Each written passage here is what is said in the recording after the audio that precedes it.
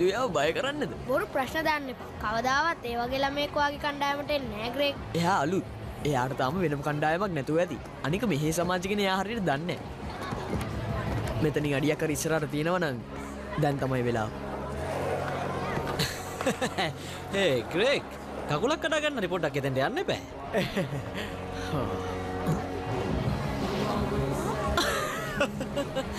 ඕක නම් හරියන වැඩක් නෙවෙයි. කවදාවත් එයා වාගේ මූණවත් බලන්නේ නැහැ.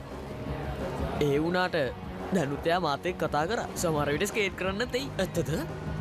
බොහොම හොඳයි. පේනවනේ වෙලාව. හැම පැයක් ඉවර වෙද්දිම කපල් ඩාන්ස් එකකට ස්ලෝ මියුසික් එකක් ප්ලේ කරනවා.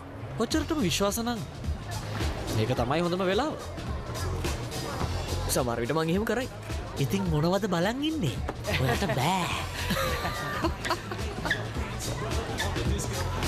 රාහුල් අපිට හොලි ගාවට යන්න පුළුවන් නම්